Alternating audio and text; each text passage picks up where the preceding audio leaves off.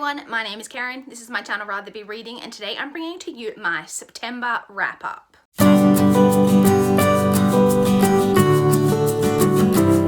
September was a pretty decent reading month. I'm pretty happy with how it went overall. It wasn't my best reading month by far, but I did still get a lot read, considering that I wasn't getting through anywhere near as many audiobooks this month as I normally would, and just lots of kind of different things like that. So let's jump straight into my statistics.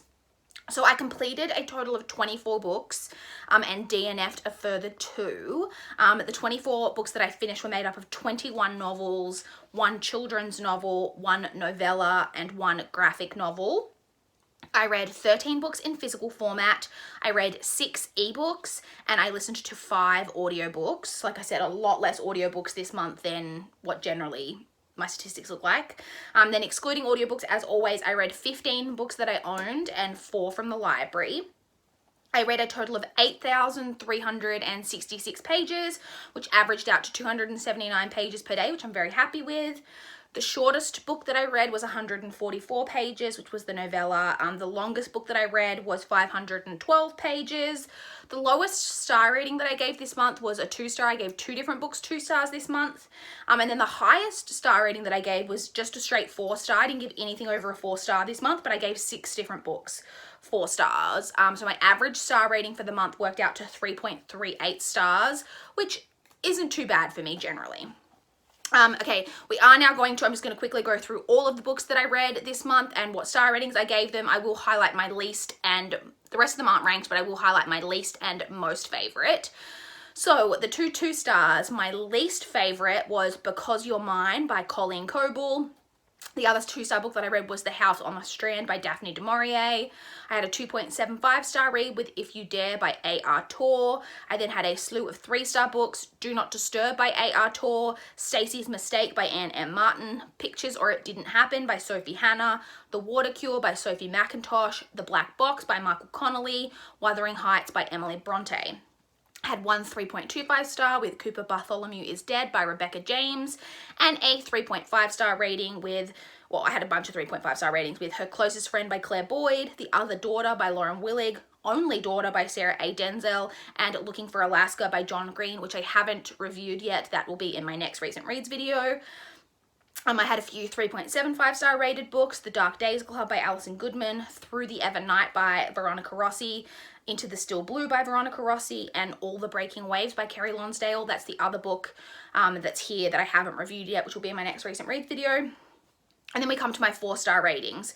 Someone Like Me by M.R. Carey, Under the Never Sky by Veronica Rossi, The Boy in the Striped Pajamas by John Boyne, Saga Volume 9 by Brian K. Vaughan and Fiona Staples, Jane Eyre by Charlotte Bronte, and the one that I've picked as my favorite read this month, which I don't think anyone would have expected or that I expected, was The Prisoner of Heaven by Carlos Ruiz Zafón, which was the 3rd book in the Cemetery of Forgotten Books series. I just really enjoyed that, and all of the, oh sorry, I just flashing my pen around, all of the gothic themes that kind of came up in that.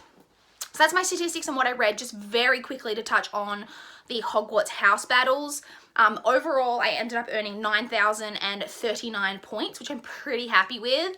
I think, not to sound stuck up, but from what I could tell, I was definitely one of the higher point earners generally, although there were a couple of people. I think it's one of those things where a lot of people sign up and then they fall away kind of halfway through the month and don't end up updating all the way through. But there are a couple of people who earned like a crazy amount of points. Like I was like scrolling up to like see like who had large totals, and then like looking at what pages they'd put in for the day to like just, you know, be nosy about people's reading habits. And there was like one person in particular who had crazy reading habits for me, because there are a bunch of days where they hadn't read a single thing, and then there'd be days where they'd read like 1,200 pages, and I was just like, whoa, that is craziness. So anyway, like I said, I earned a total of 9,039 pages. I don't think it's been officially announced at this point, but I believe the winner of the House Cup was Ravenclaw, which is unlucky Hufflepuff, but it was quite surprising. Ravenclaw kind of came from behind, because for the whole month it was pretty much Hufflepuff and Gryffindor, kind of the lead was going back and forth between the two of them, and then right near the end of the month Ravenclaw kind of came through for that victory. I think, like I said, I don't think it's official yet, because I think there's maybe they're still waiting for a few people to put in like final points and things, but it seems like Ravenclaw are going to take it out. So congratulations, Ravenclaw. So that's it, you guys. That is everything that I read this month on all my statistics and everything. Here comes Giles to flash his tail on screen, as he loves to do. That is everything I read. Like I said, I would love to chat with you guys in the comments down below if you've got any thoughts on any of this or how your reading month went. What was your favorite book that you read this month? I would love to know. Please like this video if you liked it. Please subscribe if you want to see more from my channel. That is all I have for this video today. Bye, guys.